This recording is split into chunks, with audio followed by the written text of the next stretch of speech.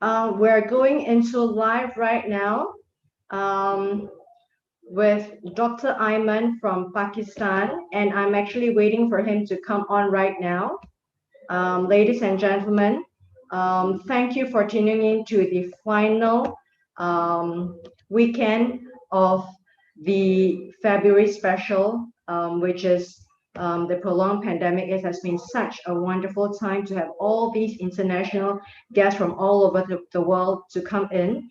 And a special announcement that we'll probably have a goodbye session on Sunday, 10:45 Singapore time, with all the international co-hosts who's going to come in. So right now, we're just going to wait for Dr. Aiman from Pakistan to tune in. Let's just wait for her for a little while. But while waiting for her, I'd just like to review February special, The Pandemic. It's a show that's dedicated to everyone in the world who's suffering through the pandemic right now. It's for the mothers, the fathers, teachers, students, husband, wives, children, grandparents, people in the front line, the workers, the job seekers. It's just for everyone. I mean, there is always something for you to take away from all these conversations that we have with the international co-hosts. And the international co-hosts, we have the whole panel from the US, different parts of US, North Carolina, Virginia, um, uh, uh, California, Los Angeles, Beverly Hills, and then we've got Pennsylvania, and also Texas, Indianapolis, and also from Malaysia, Singapore, Pakistan, India, and Mexico. There you have it, the whole panel of us right now that has presented to you. And we're going to come on Sunday, 10:45 prime time Singapore, to say a goodbye and to take a bow to show everyone that this is a show presented to everyone, for every man in the street, every woman in the street. It's something that we speak from our hearts, something that you can take away. So Dr. Amas is here right now. Let's have her in. So let's welcome Dr. Aiman from Pakistan.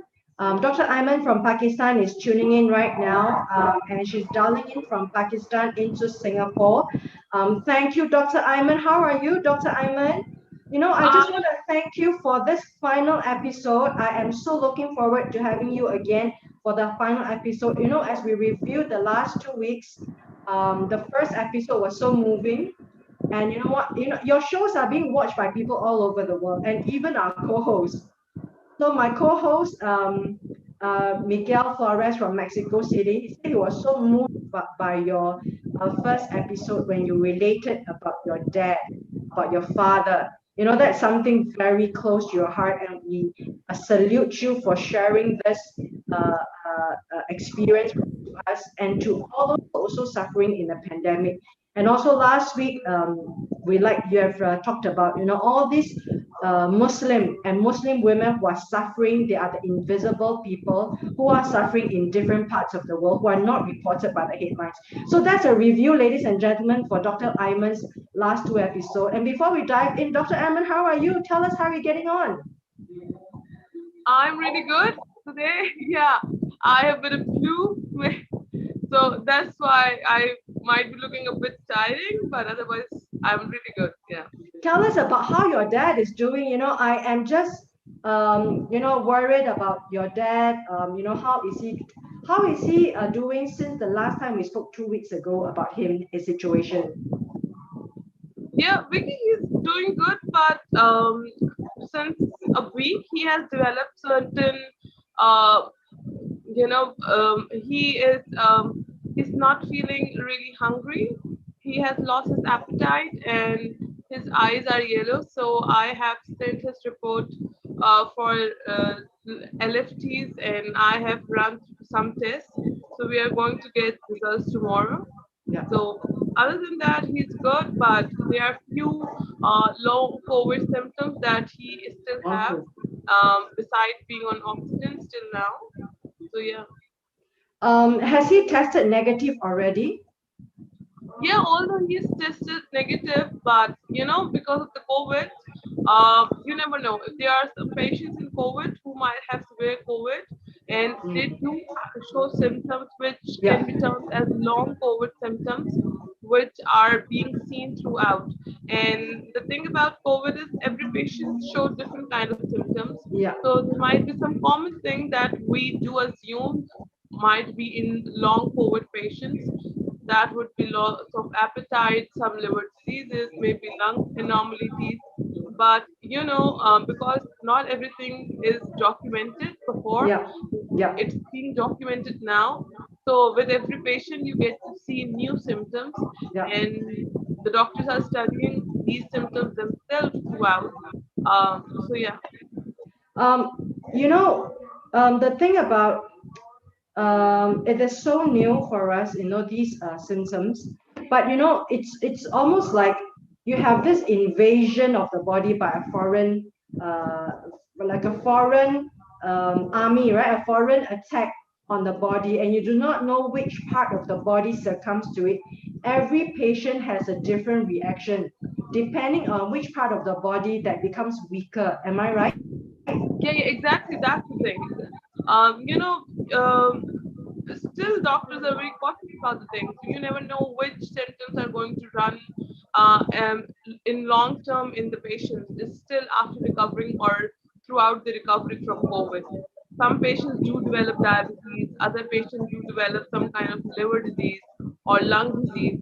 Yeah, So there is a lot of things that has been going on, yeah, and it do have, especially it do have long term effect on your neurologically on the patients, and psychologically it do disturbs patients psychologically in long terms a lot. So right, these yeah, are one of the few common factors that do happen with a lot of patients which are reporting mild to severe COVID. But and also now there are a lot of patients who might have normal COVID, they are yeah. also developing these kind of psychological issues as well. Mm. So yeah, and also you have to see the patients really carefully Yeah, and really closely. You have to look after them. Like in other diseases, if patient is recovering, most probably he's recovering in all respects. But yeah, in COVID, what's the some what's new is that even if patient is recovering, you have to yeah, observe all the calculations and tests and patient routine really closely, because yeah, you never know what symptom might be indicator of another developing disease. yeah, And since we don't have any kind of medication for COVID, but yeah. we do treat the other symptoms that develop with COVID. So that's the thing that is happening. Okay, Some patients develop Dr. Aiman, pardon my ignorance is in medical, but I'd like you to rewind a little bit because I have a few questions. Number one, um, the vaccine is not a cure, right? It is like a prevention. So if someone already has it and is attacking the organs and you get vaccination, it is not a cure to reverse the situation, right? Am I right to say that? Sorry, I didn't understand your question. Sorry? I didn't understand your question. Okay, that means a vaccine is not a drug. A vaccine is not a medicine. A vaccine is to protect the body and let the body fight against the vaccine, the COVID. But if the COVID has already attacked the organs, there is no drug, there's no medicine. Am I right? Yeah, see the vaccine. What does vaccination do? Yeah, Vaccination, you do inject um, a virus, the same yeah, virus within the yeah, body of the person, and you do it's like that if you want to train someone, you yeah, have to put them into the same condition you are training them for, right? yeah, So what happened in vaccination? You put the same virus in the body of person who you want to be vaccinated, or yeah, want body to develop antibodies again, to know the tendency or to know how much powerful that virus is. But before that, what do? You actually de-armor the virus, or you say you make them non-threatening, right? You clear the virus, you put it in the body.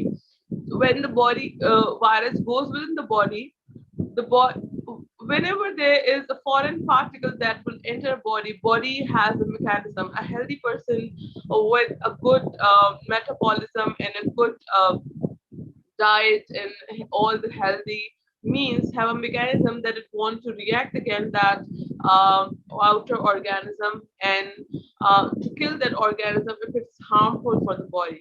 So in this case, body does the same.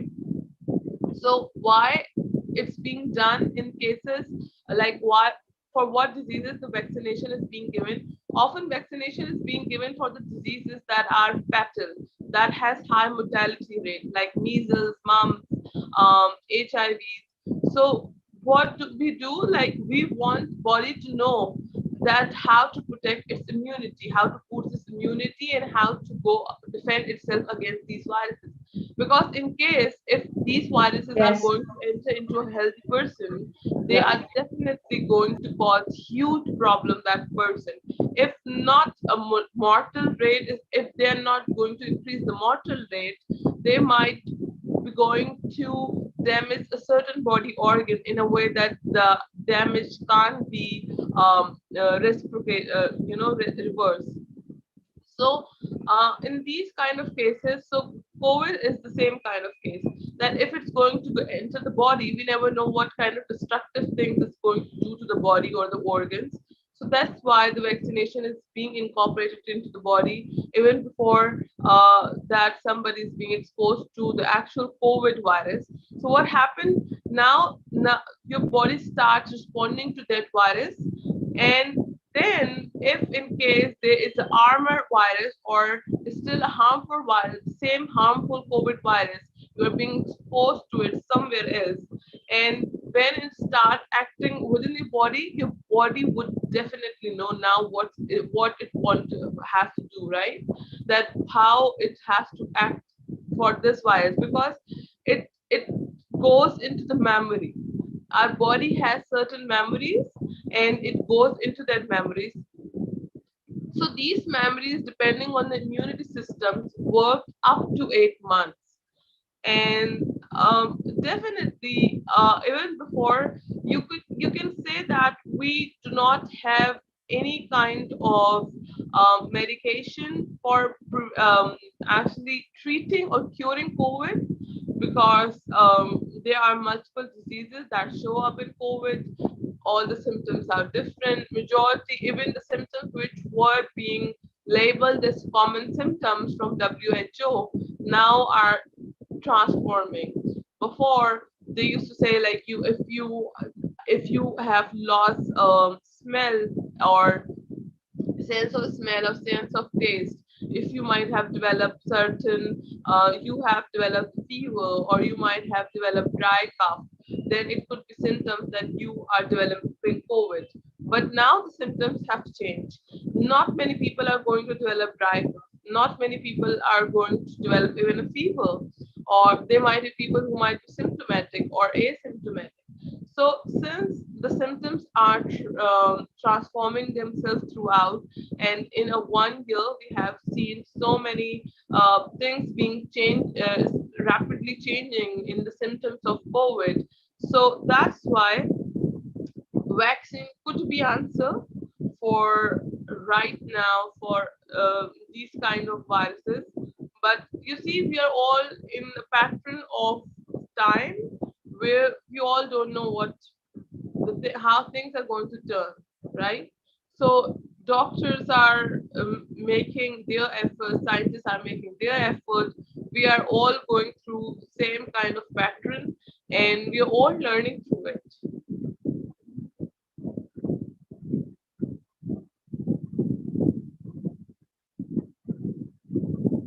I cannot hear you.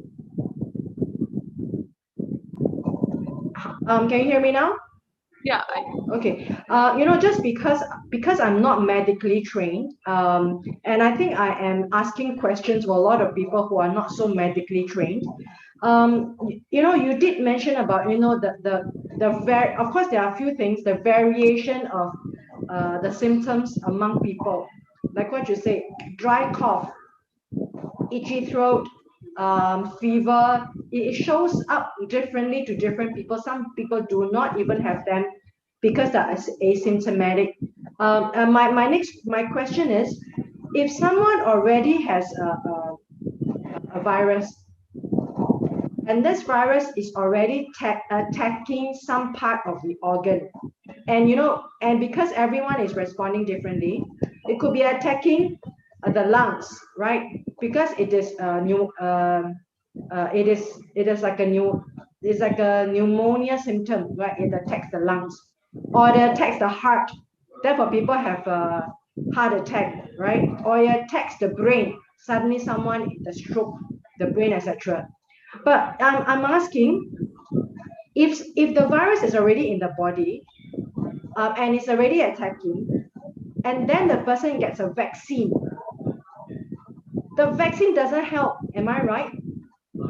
Because even though the body is trying to get some antibodies to strengthen the immunity, but the Yeah, body organ is already being yeah, attacked. exactly. If the virus is already in the body and the body might have started reacting to that, so you not vaccinate the person by then. But you see, so that's why there are strict protocols before you go for COVID vaccination. They are going to run you some. They are going to ask you some questions. If you might have fever, if you might have COVID in last week or before, what time did you had COVID, how much time spent for you after you were tested negative, do you have these kind of symptoms, that we call all the symptoms which might be um, common symptoms for COVID. So they do not inject you vaccine right away. Like it's not like that you just go and they vaccinate you. They do run some questions through your history, and then if they think that okay you are clear to go, then they only vaccinate you, and then they give you time for 3 weeks. Sometimes in the countries where there's a huge load, they are giving time for 3 weeks to see how the person responding to the virus, to sorry vaccination. And in other countries they are giving time for 1 week to see response, 1 to 2 weeks, and then they are injecting the second dose.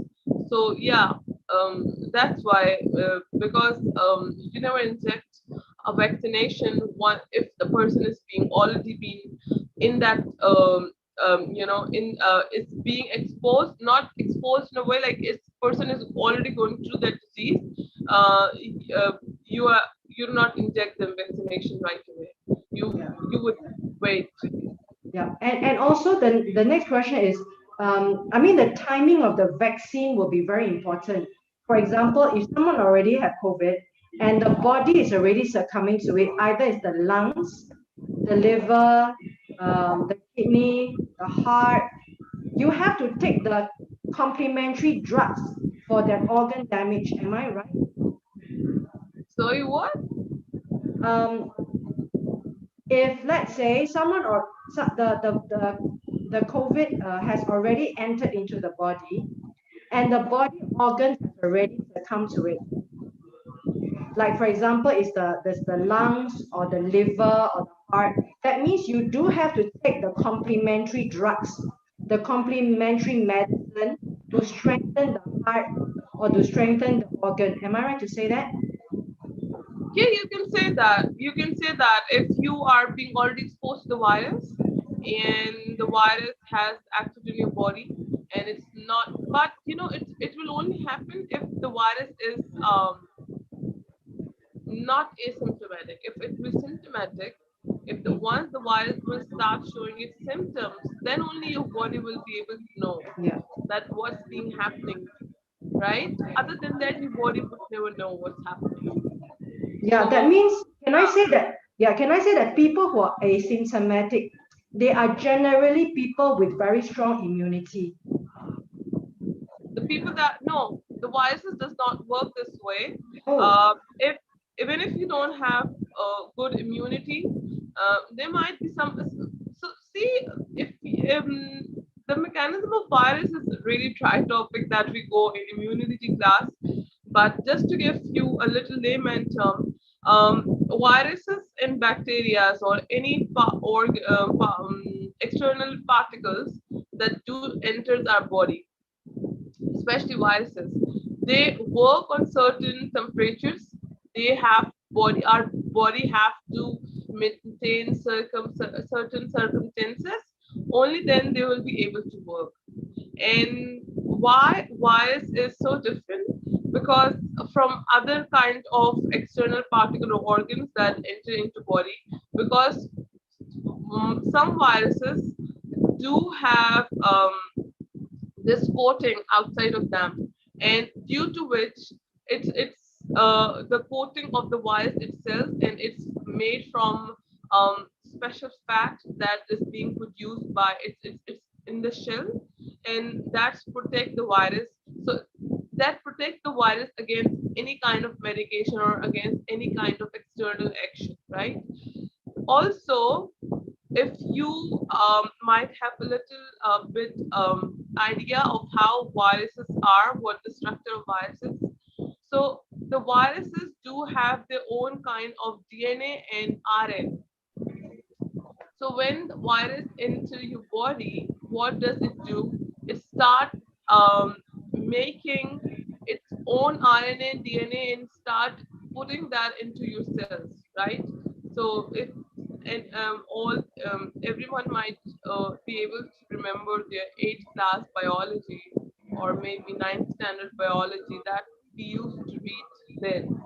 That then these virus, they these RNA and DNA do enters the cell, and they actually uh, create bigger problem because they start transforming the RNA and DNA of your body. So that's why viruses are treated more cautiously in medical department, because they they do not act in a way how other organisms are acting. Okay. And Doctor, yeah. due to these conditioning and the way viruses work, that's why the viruses are more fatal. Yeah. They work more they work in more organized way, and they are more fatal. And you know what bacteria does when it's enter your body? It starts multiplying itself, but it does not transform cell of your own body. But what virus do? Even if one virus is going to enter your body, it's not going to multiply itself, but it's going to transform cell of your own body and start putting its DNA and RNA within the cell of your body. So they are going to change their form, right? So yeah. Um, so coming back to the question, that if a person is asymptomatic, does that mean they have better immunity? No, that does not mean that they have better immunity. It could be because the virus has entered the body and have not found um, the suitable circumstances to propagate its RNA or DNA, or to make itself to make its mechanism to start working on its mechanism. There might be certain factors due to which the virus might not have found these kinds of environment to work into. One of the factor might be that you are a really healthy person and you have good immunity and you are taking care of your health, but it would be one of the factors. One of the But you factors. never know when the virus is going to start working on its your own. So even though asymptomatic virus does mean that your body might somehow have a bit ability to learn that what how to react for these kind of virus, but definitely it does not mean that you have the best of immunity to make it asymptomatic. I have two more questions before we talk about your topic, the theme for the day, and back to my wishes for your father. First question is for asymptomatic people, how long will they be asymptomatic and then asymptomatic, they are tested positive. When will they become negative? Is there a time period whereby, okay, they are only going to be asymptomatic, they carry the virus for X number of days. After X number of days of shedding the virus, they become negative. Um, which means that, in Singapore, they call it the serology test. I've heard about it and I read in the papers of a serology test to test the body whether the body already had an antibody that fought against the virus even when the body was asymptomatic. Am I right to say that? That's my first question. Number two, what is the vaccines that Pakistan is importing and buying from overseas? Okay, from the first question, like I mentioned before, each one of us has different body, and each one of us has different kind of way the body reacts to something. So it could be a factor that people living in the same household, having same kind of lifestyle, might respond same to certain disease, but even that is not possible in a lot of circumstances, because there are a lot of circumstances of how a body works, depending on age, gender, your own immunity, and there are so many factors. So, in the same way, we might never be able to say that when the body is going to to test negative for the virus or any viral disease, because this is how human body works. It works on, we can do, we can treat the disease, we can treat the symptoms. Actually, not disease, we can treat the symptoms, but the body is going to react on its own, and how and when it's going to get cured of those symptoms. And there might be some people who might get their symptoms get released at that time, but later they develop again. So these are even the cases. And about antibodies, no, not everyone has the ability to develop antibodies. Like young children, there might be people with immunocompromised systems, there might be people with critical diseases that they are not able to form good quality of antibodies. So there could be, yeah, they do run serology here as well, but not in every patient. Majority, if a healthy person was being exposed to virus, he's definitely going to develop antibodies. But if that person is above age of 60 or 65, or the person has some already mentioned disease that are critical for its health, so then they run serological test in that person there, where they get to know that if the body has developed antibodies. But even after developing antibodies, I told you the lifespan span of antibodies is up to 8 months.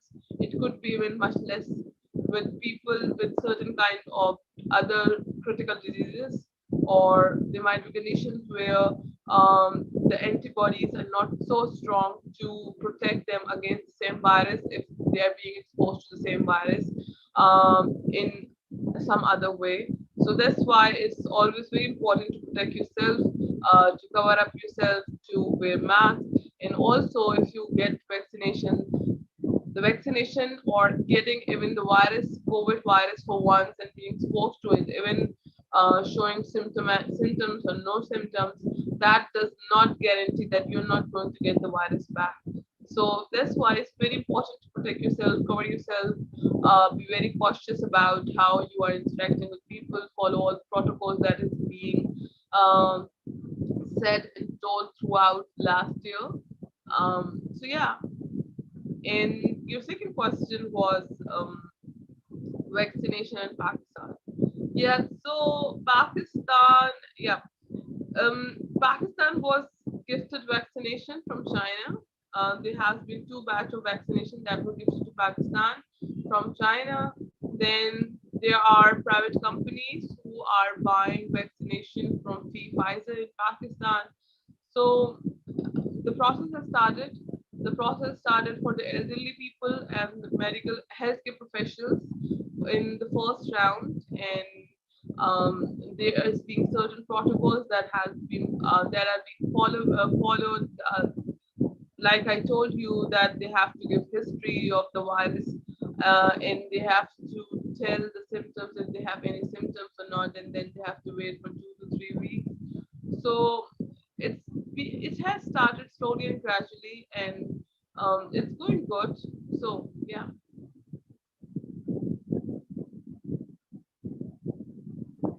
What's the sentiment generally amongst people in your community, in your country about vaccination and also the vaccine from China? I guess people are a lot more confused than they are. Um, you know why people get confused? What happened actually? That in in Pakistan, what I've seen particularly, and even in some other Asian countries as well, certain doctors are there who are still confused about the vaccination themselves. So what do? You people tend to generally believe in the healthcare professionals, right? They tend to put their trust into them and what they are saying. So now, when some healthcare professional is going to be confused about the vaccination itself, he is going to educate people the same thing, right? So this is a huge problem, and I have seen some really good health professionals, celebrities as well, who might be really confused about working of the vaccine. So, and because of them, definitely people who follow them, who listen to them, uh, are confused as well. So it's going to be, I guess, a lengthy process to make these people understand, to make them know, and to develop their trust in the vaccine. And it's not just Pakistan; it's being happening all over the world in Asian communities.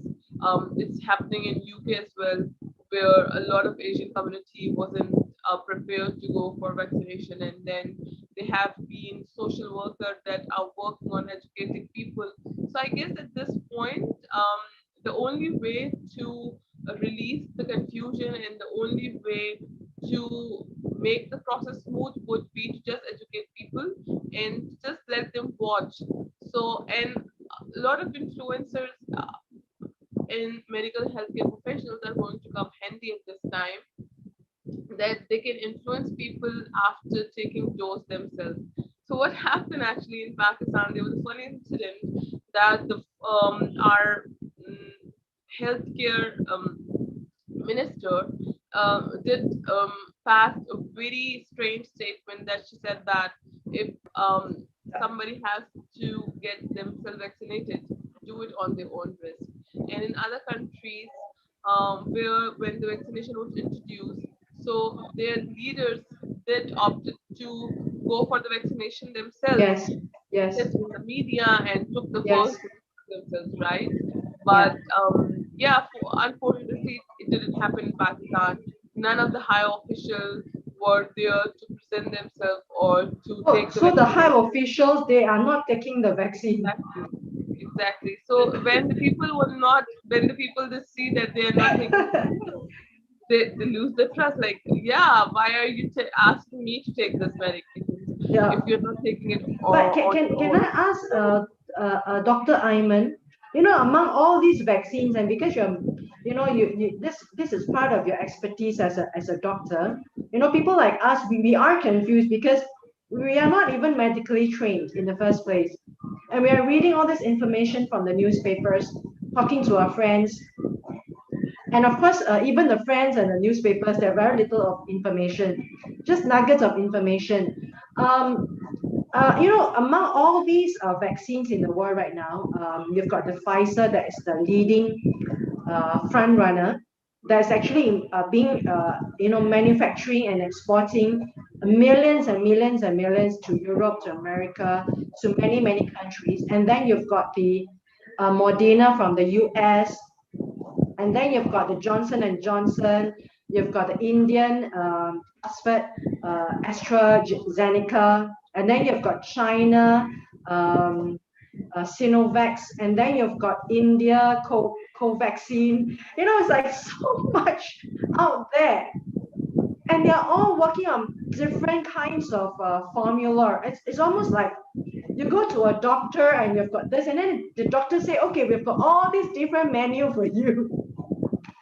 It's for the public to be like listening to it. It's I mean, of course, firstly, it's already in a very I should say the time is being crushed for it's a time warp for development of vaccine. You know, it's the fastest. I think within like a few months, manufacturers come out with the vaccine because the world demands it. Because there's so much fear and the world is shut down. People want to go back to normal lives, and the death rate is so high. And yet now you've got this menu of vaccines. What's your comment on it yourself as a doctor? You see, it's pretty common that when there's a disease, there's a lot of vaccination that do comes with that disease. And there has been different working bodies and research bodies that are working throughout the world, that they do researches and they work on certain researches, immunology. There are certain centers throughout the world. So it's not very uncommon if we have so many vaccines that has been working in the world. But what more important is that we have to keep in mind there's two certain factors that are getting people confused. First would be that how these vaccines are going to react. People are not very certain about the results. That's why they are scared, and that's why they want to know if they are going to take the vaccine, if it's going to be effective. Because even with Pfizer, and they do claim that their vaccine is 95% effective. There were cases where few of the healthcare professionals died after taking Pfizer vaccination, and then there were other vaccines which people have not even heard the name of. Like even before 2 months, who would have heard a vaccine being developed in India? And then India was able to sell that vaccine to South Africa, and South Africa received its first batch of 1,000 vaccines. But then within 2 days, South Africa returned 500 vaccines.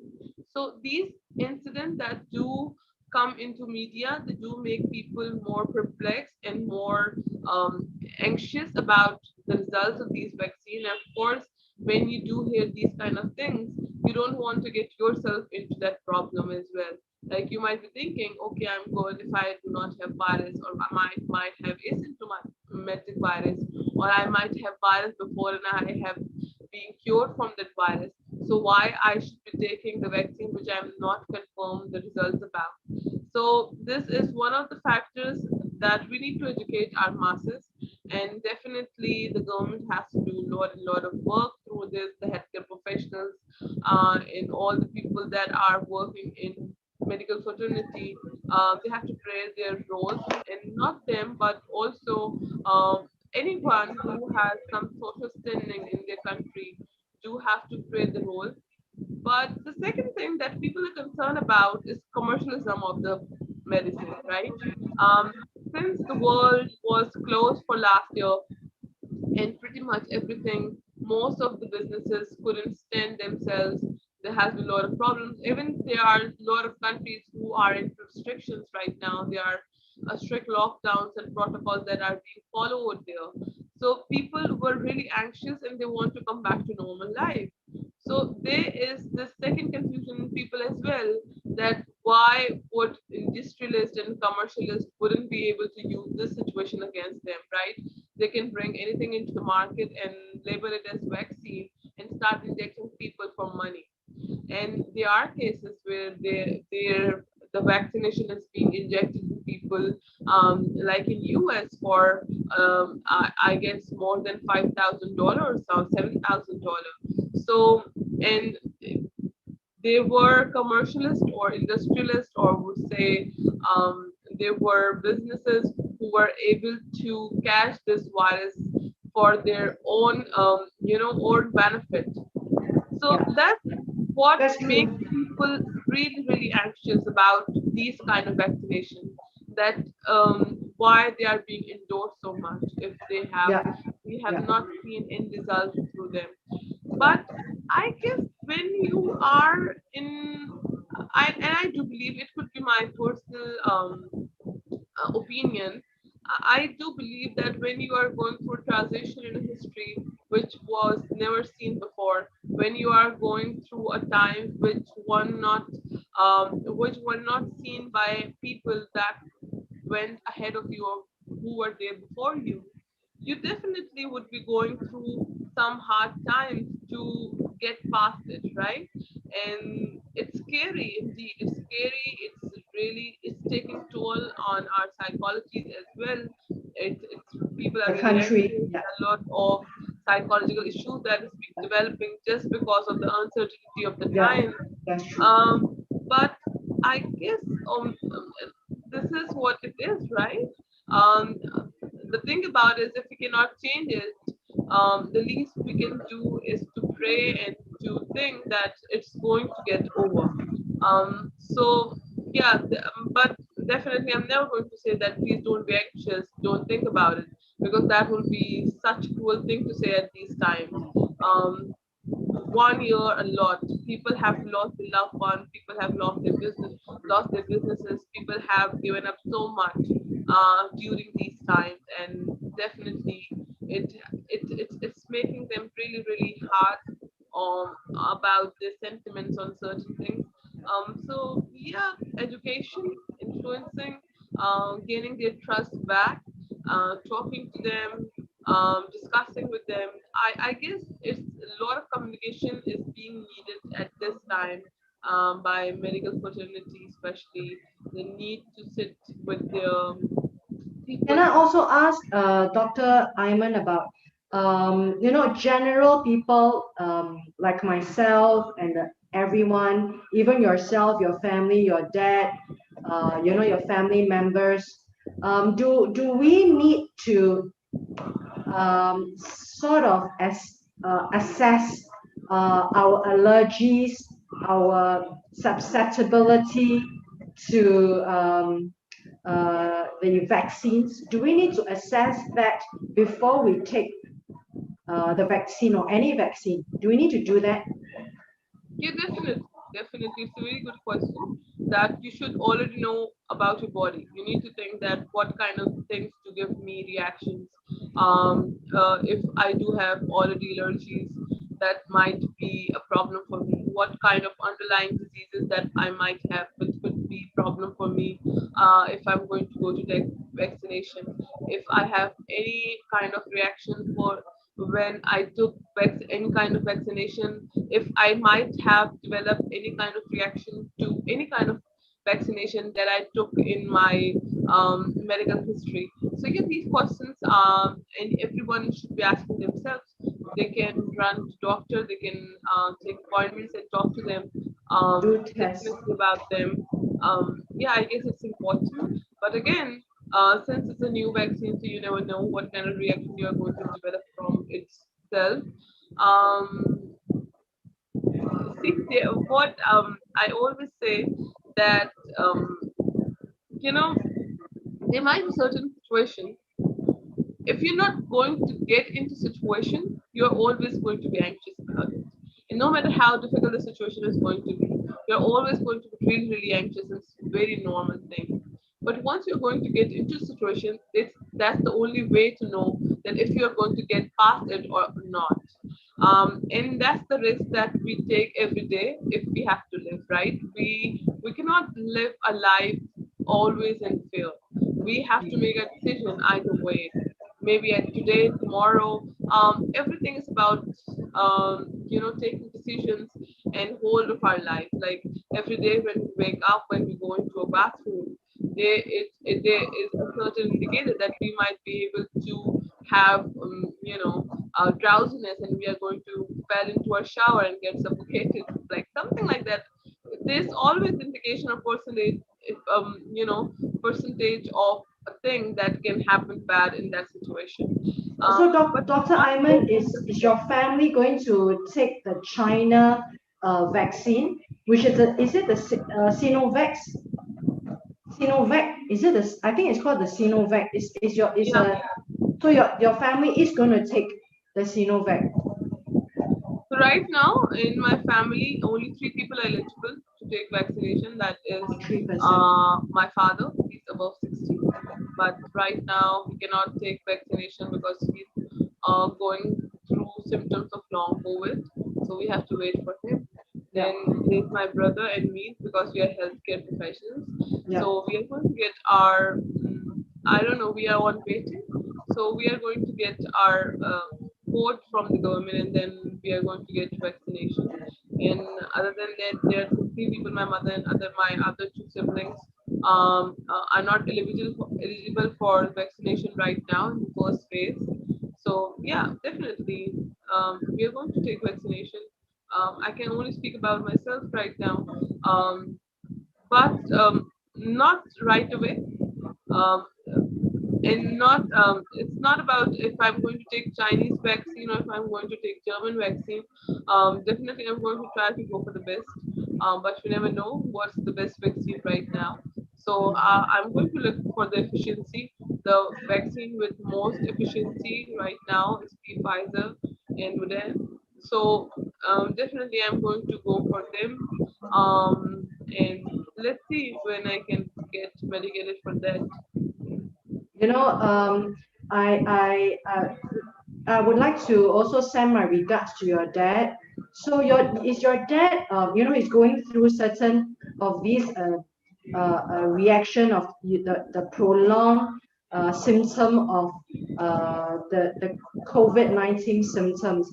How's your family holding? I mean, Dr. Amy, yourself is a doctor. Your brother is a doctor. You come from a family of of medically trained healthcare providers. But mentally, how are you all going through? Because someone in a family is your dad. Are you all still holding a strong in this situation? How are you holding on? I mean, it's coming from a voice of concern from myself.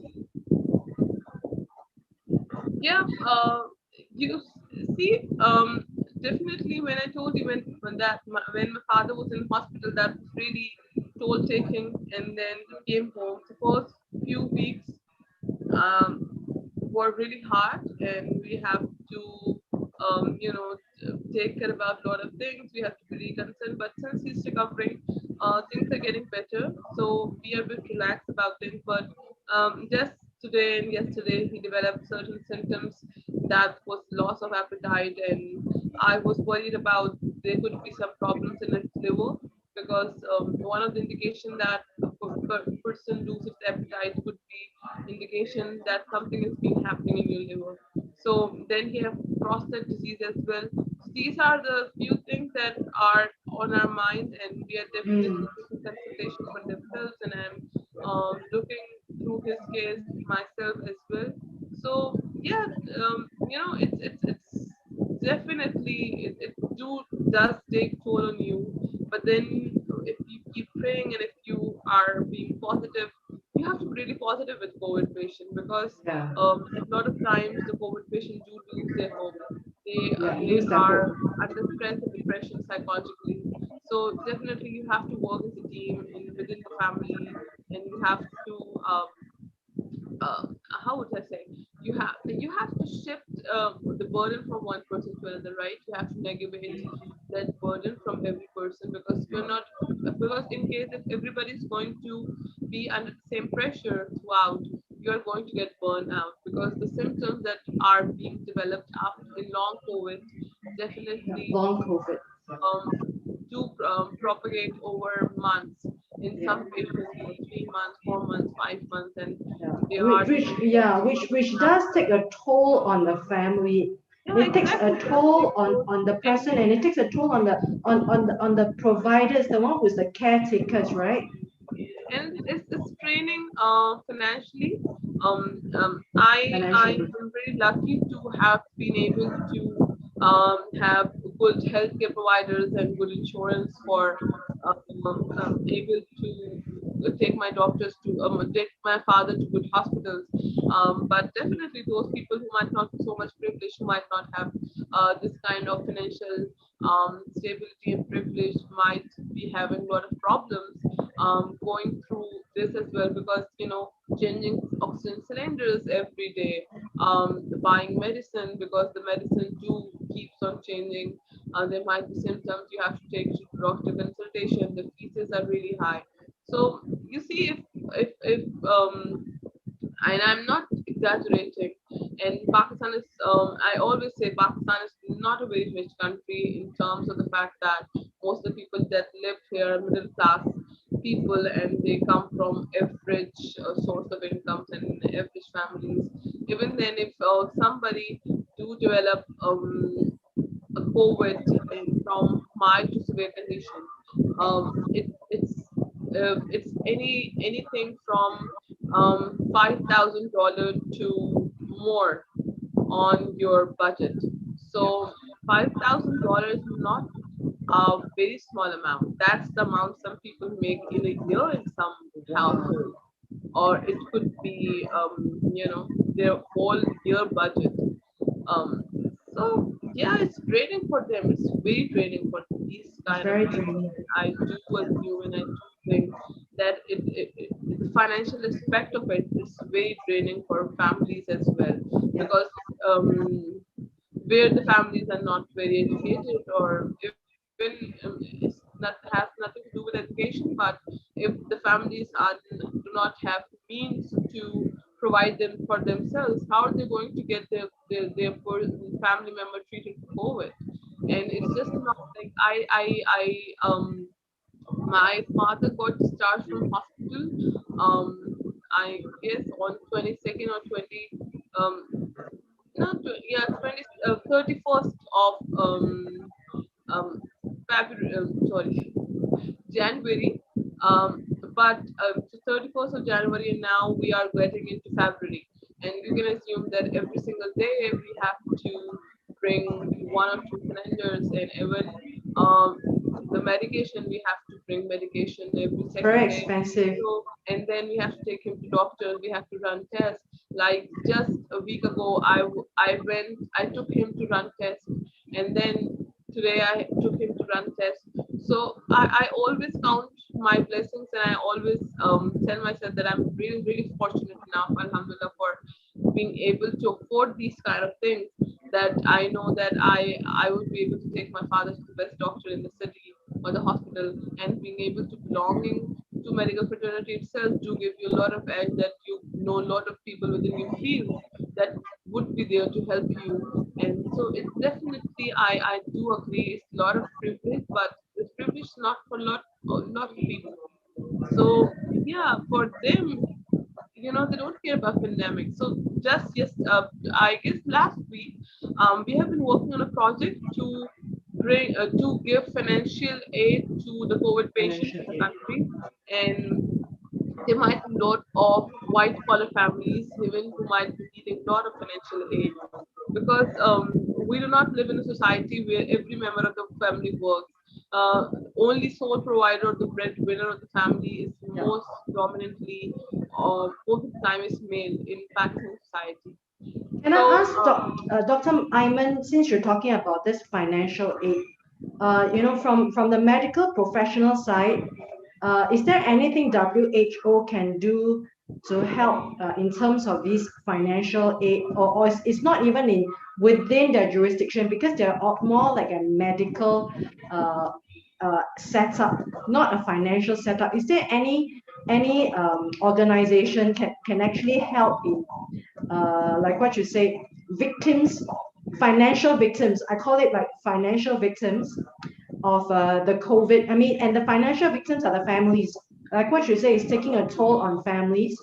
And if right now we're talking about 111 million positive cases already since last year, and of course 95% of them would have recovered. But can you imagine the toll it would have taken on the families?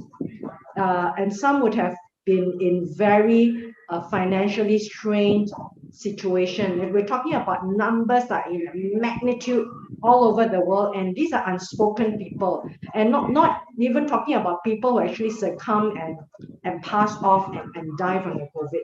Is there any organizations you know of, or any bodies that you know of, can actually help financial victims of COVID?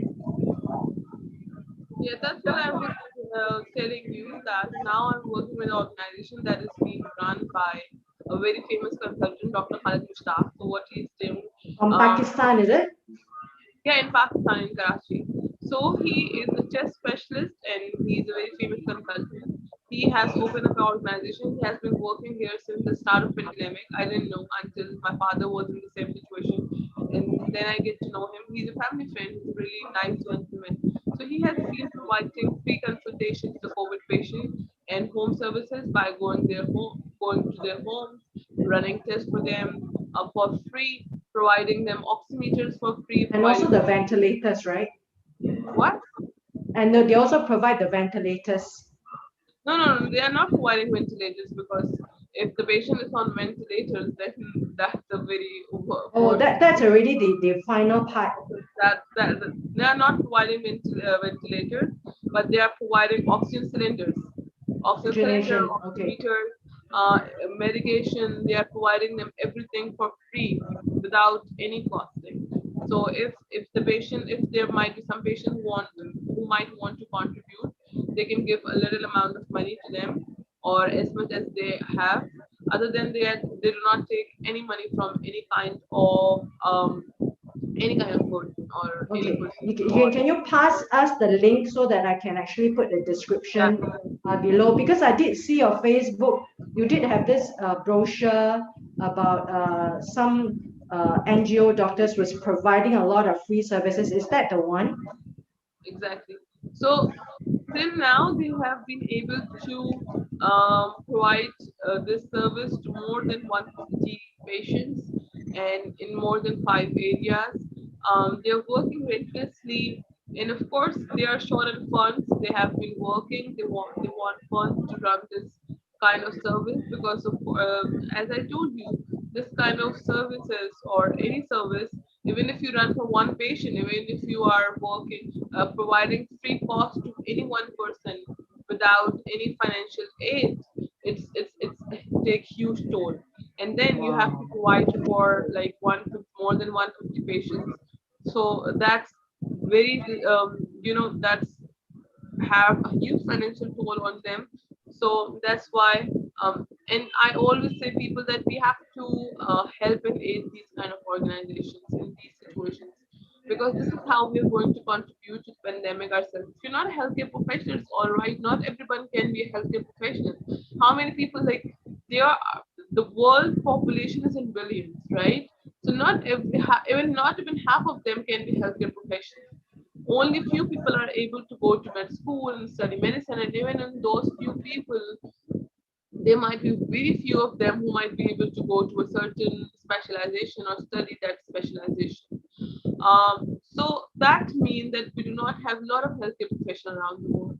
So that definitely does not mean that if we do not have a lot of healthcare professionals working, that we are going to rely on them. We are going to see that how we are going to contribute back to the society instead of complaining, instead of talking about it and getting anxious. So, why is it very important to give back to society? Because this is how world works. If you're going to contribute good to back to the society, then you're going to get the good back. If you're going to keep taking the good and not going to give anything back, you're not. You will. The cycle is going to grow.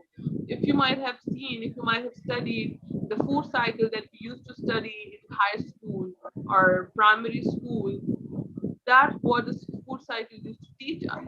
That if we are going to, everything is connected, right? In the ecosystem, everything is connected. The same way, the kindness cycle work. Everything is connected. If you're not going to provide, if you're not going to further um, push that kindness cycle, it's going to break. And once it's going to break, everybody is going to suffer, including yourself. So you have to Yeah, do it. and I would like to, Dr. Aiman, I think you brought up a very important point in our conversation today about the financial toll, psychological toll, and physiological toll that any families suffer when someone is actually, going through or became a victim of COVID-19.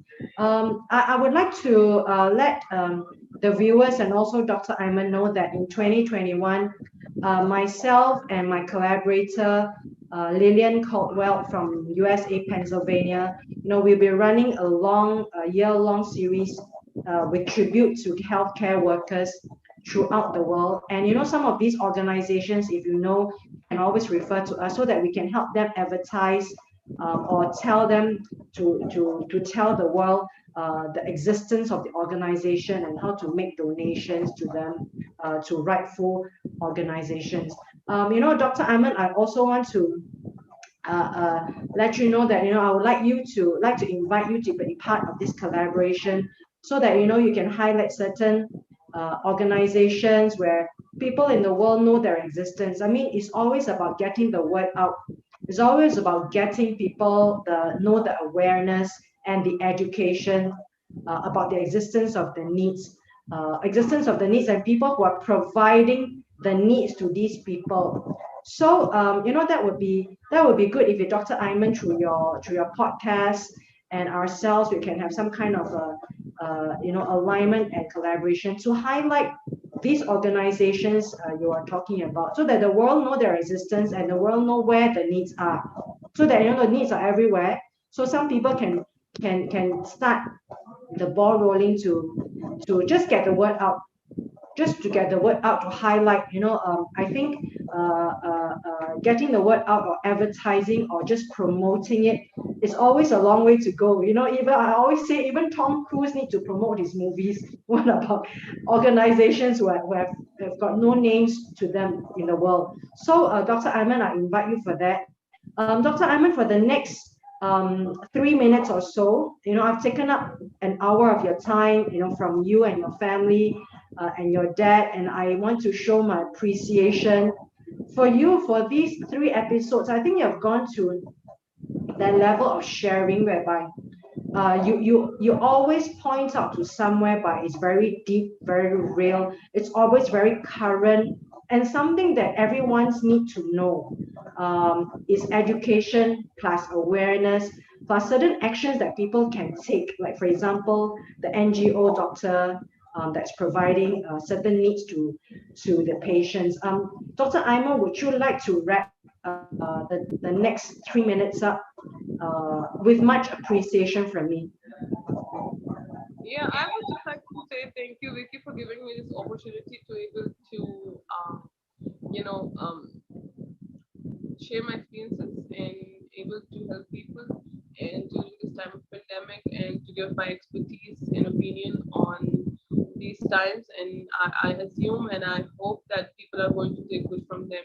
And definitely it's going to, even if it's going to help one people around the world, it will be a huge privilege for me, definitely. And I'm always here if people have questions concerning anything, and there might be families of people who are going through long COVID. I'm here to assist them, to help them to understand that how to cope up with the situation. And then if anyone from Pakistan is hearing, if you might need financial aid or finances for your patients, um, to go through this time, and if you are having any kind of financial problems, we are going to get to you. I'm going to definitely share links with Vicky, and she's going to run through on the page. So you can definitely contact through those contacts as well. So yeah, that's all I'm going to wind up in a way. And I'm really sorry that I have to run earlier this time. Um, as I shared that I am not feeling really well, but I made a commitment with Vicky, so I had to come. And Thank you it's so take much. care of each other, to follow all the protocols, to follow all the precautions that are being there, and just pray and Yeah. be very nice to each other during these times. And inshallah, these times are going to get away. Very challenging time. And Dr. Aiman, I would like to show my heartfelt sincerity and my heartfelt thanks, gratitude for you to be able to be sharing so generously, with such honesty, about what's going on in Pakistan, what's going on with your dad, your family, that it serves an education or a case study to a lot of people. And definitely, I look up, I thank you even for you not feeling that great situation to come onto the show to let people know more about vaccination and the vaccines and also COVID-19. Thank you so much. It's always such an illuminating session with you. But I do look forward to a collaboration with you, Dr. Aiman, and your podcast. If you want me, then we will talk more about healthcare workers, and a salute to all these healthcare workers around the world who are at the front line trying so hard to put out the fire at the battlefield. We owe them, and you and your brother and those doctors and nurses, hospital cleaners, hospital clinicians, technicians, everyone at the front line, and the swappers, and the vaccination centers, the vaccination managers, everyone in the whole logistical structure. I want to give a salute and shout out and thank you and a salute to all these great angels of the world. Thank you so much, Aiman. I look forward to you talking to you again after the February special. Hopefully we can interview you and your brother and some of these healthcare workers who have been in the front line to educate the people, to create the awareness of the kind of job and the kind of circumstances and the sacrifices they have made. And I know these are the untold stories that is go under the radar, and we should give them a voice. We should give people an understanding about their work and appreciate the healthcare workers much more. So, Dr. Aiman, I want to wish you all the best, and my heartfelt gratitude and my prayers to you and your dad and your family and those in Pakistan, the people of Pakistan. Singapore has a very long relationship with Pakistan. Yeah, I know we have a community of Pakistan in Singapore, and my best friend who's not in Singapore, she and her family came from Pakistan themselves, and they are Singaporean, grew up Singaporeans, educated here. Singapore is an island made up of immigrants all over the world. We've made this place our home, and we've made this place our own very own culture that is an amalgamation, a melting pot of different religion, faith, language, and even colors. So I welcome Dr. Aiman to come onto the show again, talk about life, and I look forward to our future collaboration in 2021 with tribute to the healthcare workers who are the heroes of our times. Bye bye. You take care, and you please get rested, and all the best, and please stay safe, Dr. Aiman, and all the best to you and your dad. Take care. Take care.